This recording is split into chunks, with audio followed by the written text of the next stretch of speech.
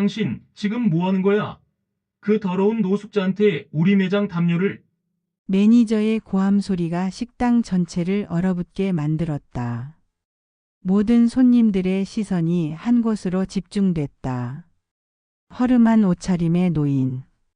그의 어깨에 담요를 덮어주고 있던 젊은 여직원. 그리고 분노로 얼굴이 붉어진 매니저. 손님한테 뭔 짓이야? 당장 치워.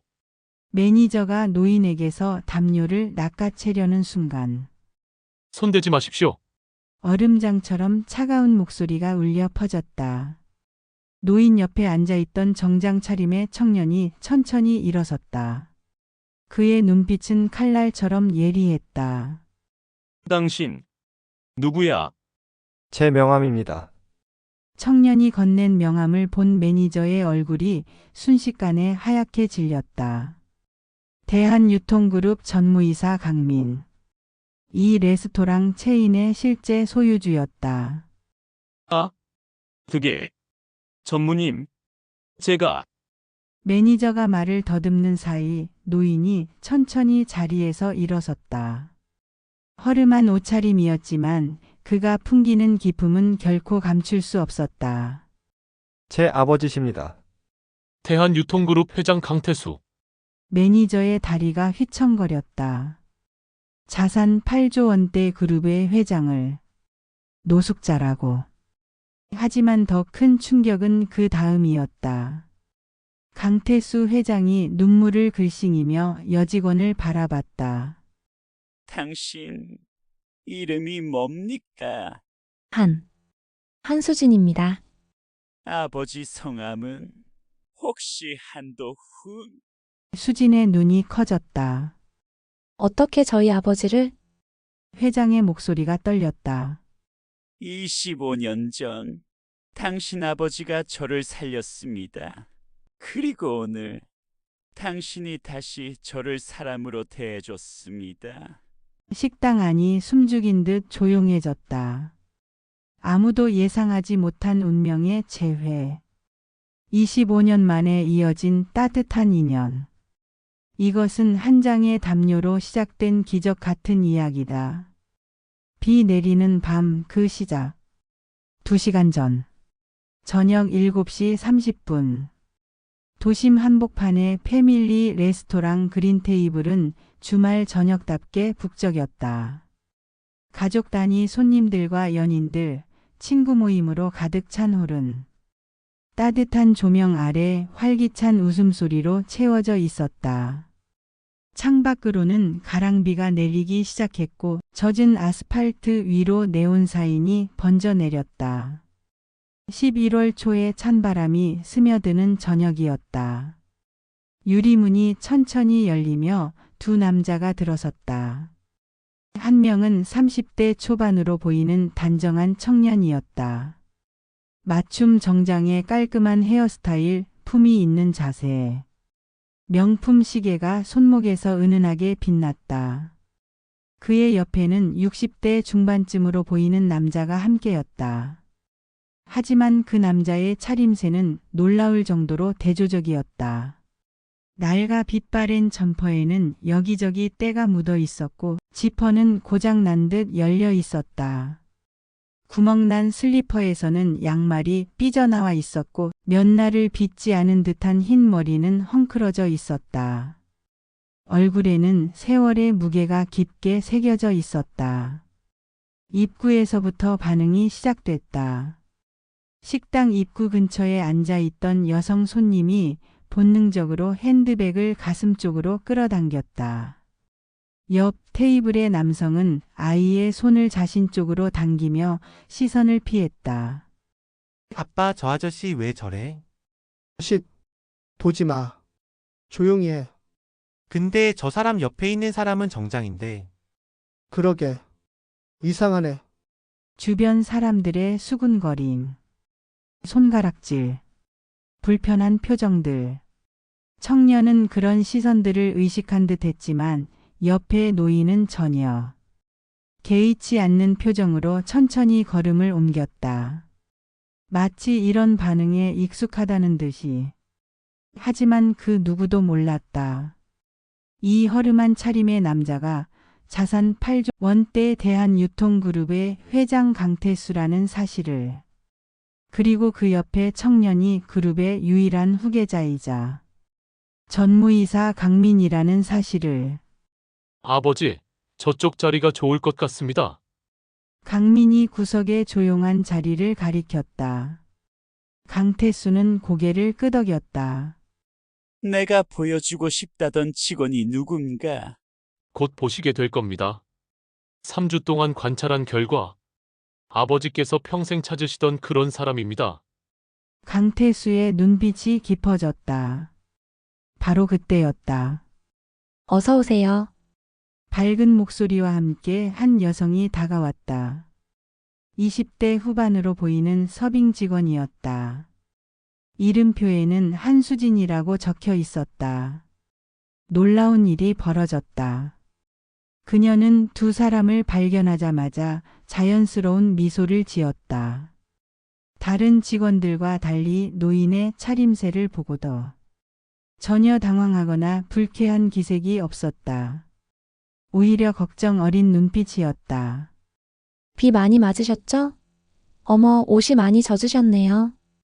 따뜻한 자리로 바로 안내해 드릴게요. 그녀의 목소리는 기계적인 친절함이 아니었다. 진심으로 손님을 걱정하는 따뜻한 톤이었다.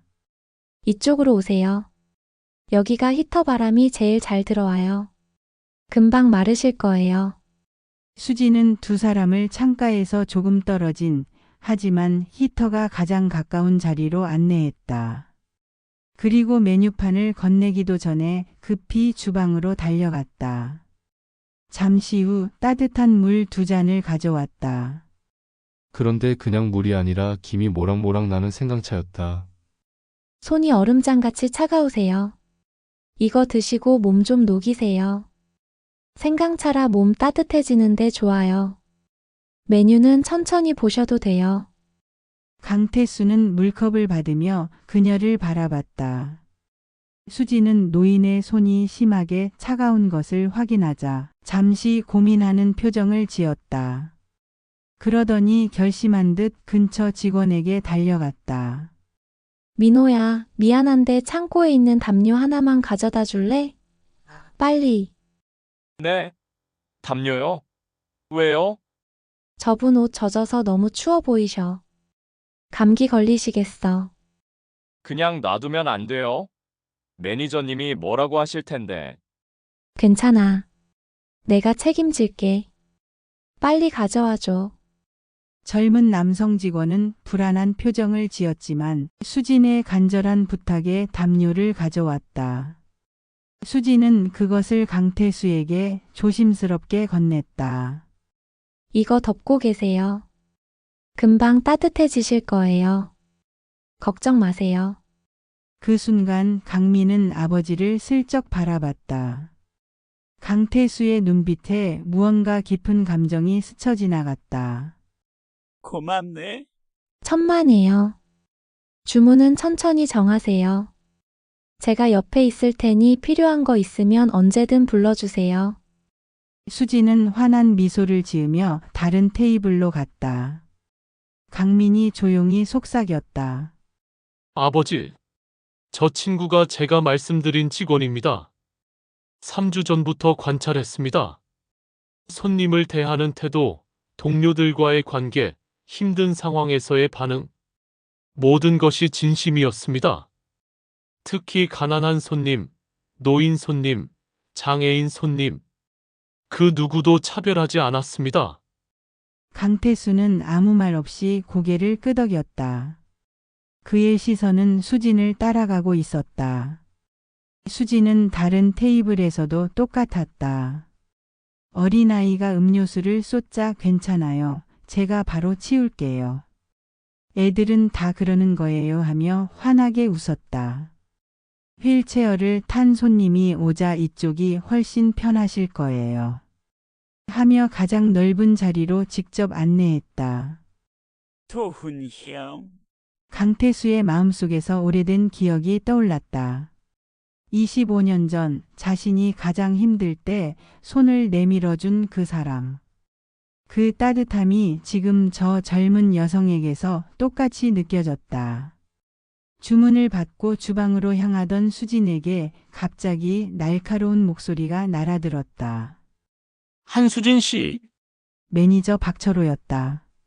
40대 초반의 그는 이 매장의 실질적인 책임자였고 직원들에게는 악명 높은 상사였다. 네, 매니저님. 6번 테이블 세팅 왜 아직 안 했어? 예약 손님 5분 남았는데. 수지는 깜짝 놀라 시계를 확인했다. 죄송합니다. 지금 바로. 지금 바로면 늦는 거잖아.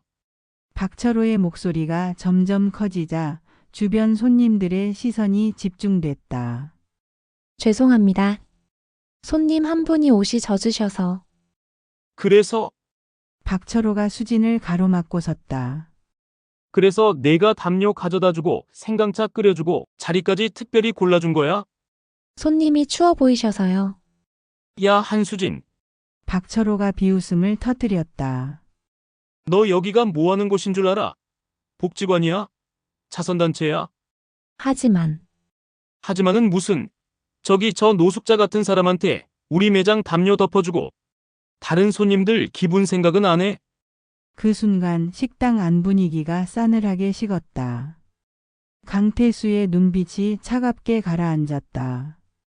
옆에 앉은 강민은 주먹을 꽉 쥐었다. 수지는 입술을 깨물며 말했다. 죄송합니다.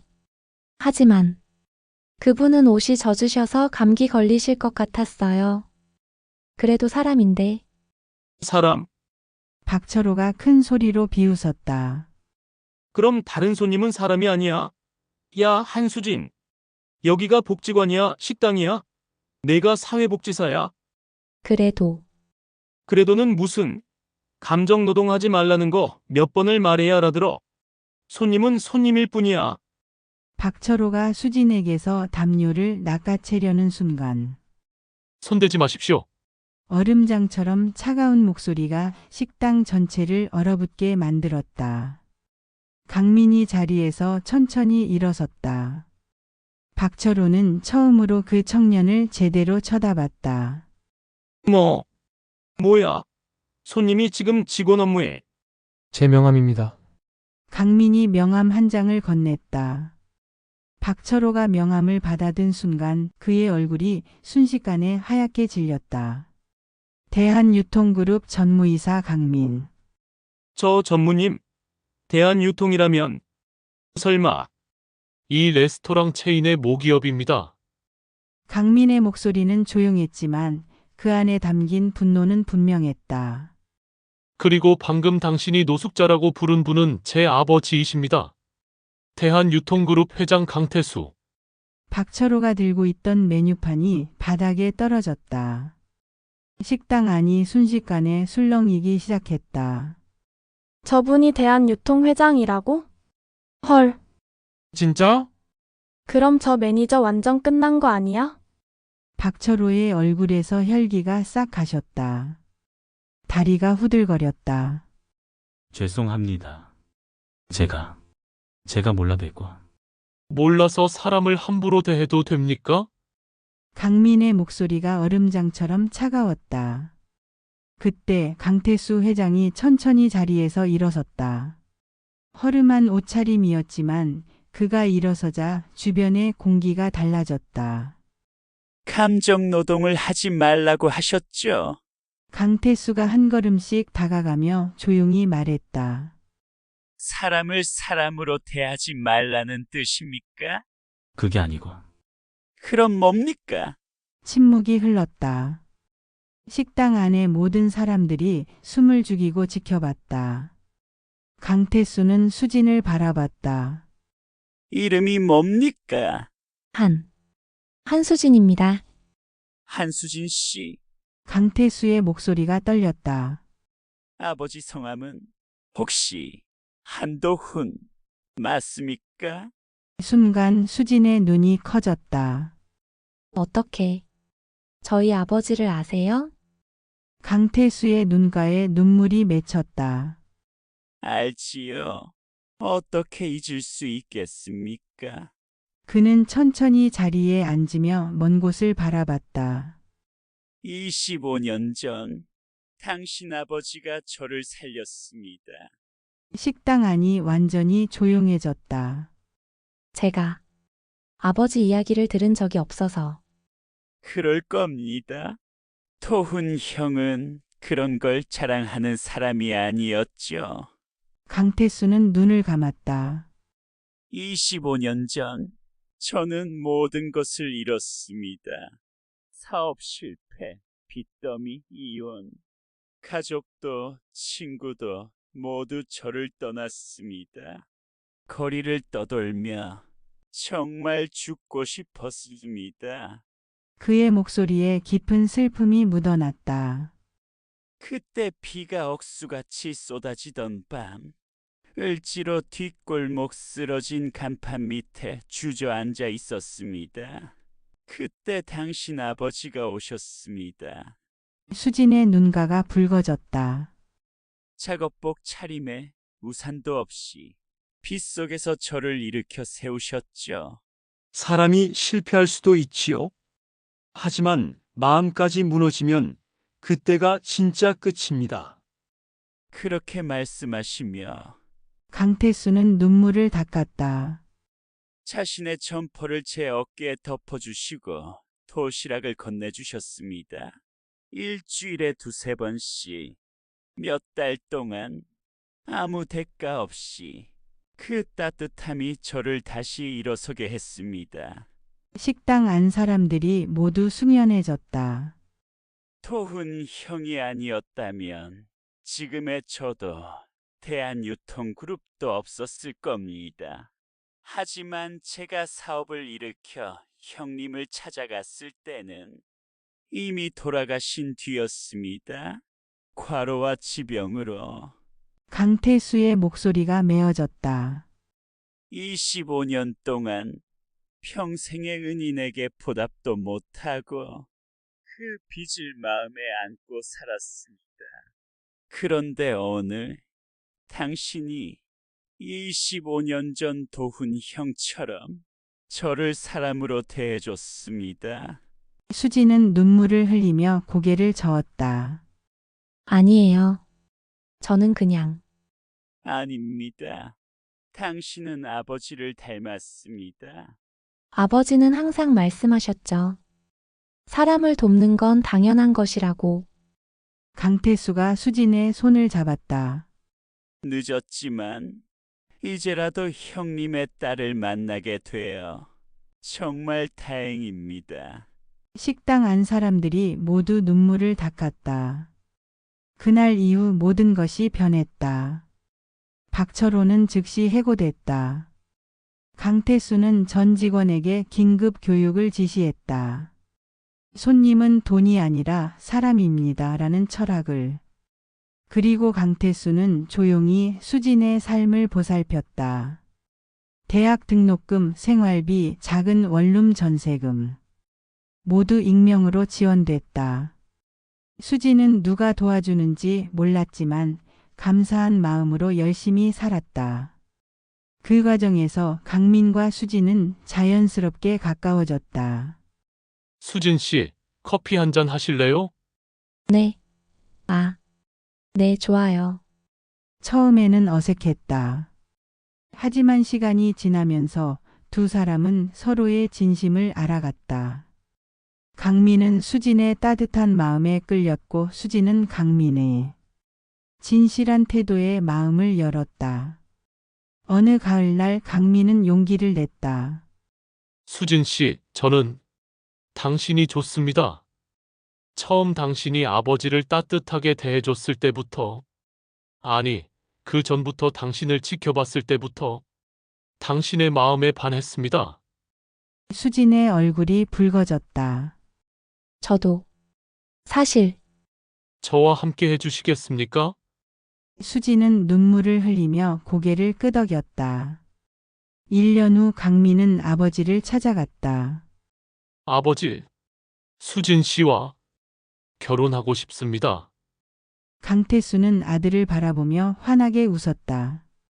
그래야지 토훈 형도 정말 좋아하실 거다. 형님의 딸이 우리 며느리가 되다니 이보다 좋을 수 없구나. 웨딩홀에 부드러운 음악이 흘렀다. 하얀 드레스를 입은 수진이 천천히 입장했다. 그녀의 손에는 작은 사진 액자가 들려 있었다. 한도훈의 사진이었다. 아빠, 저 결혼해요. 아빠가 살리신 분의 아들과 아빠의 따뜻함이 이렇게 이어졌어요. 강민이 그녀의 손을 잡았다. 평생 행복하게 해줄게요. 장인 어른께 맹세합니다. 저도요. 평생 당신 곁에 있을게요. 강태수는 객석에서 조용히 눈물을 닦았다. 형님, 약속 지켰습니다. 따님을 제 며느리로 맞이했습니다. 그리고 제 아들이 따님을 평생 지킬 것입니다. 5년 후 대한유통그룹 본사 회장실. 할아버지하며 세 살배기 남자아이가 뛰어들어왔다. 도훈아, 천천히. 강태수는 손자를 안아 올렸다. 이름은 강도훈. 수진이 아버지의 이름을 따서 지었다. 할아버지, 이거 봐요 하며 아이가 그림을 내밀었다. 서툰 솜씨로 그린 가족 그림이었다. 할아버지, 아빠, 엄마 그리고 자신. 그 위에는 구름 위에 천사가 그려져 있었다. 이건 누구야? 증조할아버지라고. 엄마가 하늘에 계신다면서. 강태수는 그림을 벽에 붙이며 창밖을 바라봤다. 당신의 따뜻함이 이렇게 이어지고 있습니다. 손자가 증손자에게 그리고 그 다음 세대로 영원히 이어질 것입니다. 따뜻한 햇살이 창을 통해 들어왔다. 그는 문득 깨달았다. 25년 전 자신이 받은 따뜻함은 단순히 한 사람의 생명을 구한 것이 아니었다. 그것은 인간에 대한 믿음이었고 다시 일어설 수 있다는 희망이었으며 세상은 여전히 살만한 곳이라는 증명이었다. 그리고 그 따뜻함은 이제 손자대로 이어져 내려가고 있었다. 세상은 여전히 따뜻했다. 그리고 그 따뜻함은 대대로 이어질 것이다. 사람의 인연은 끊어지지 않는다. 25년 전의 따뜻함이 오늘의 사랑으로 이어졌고 내일의 희망으로 계속될 것이다.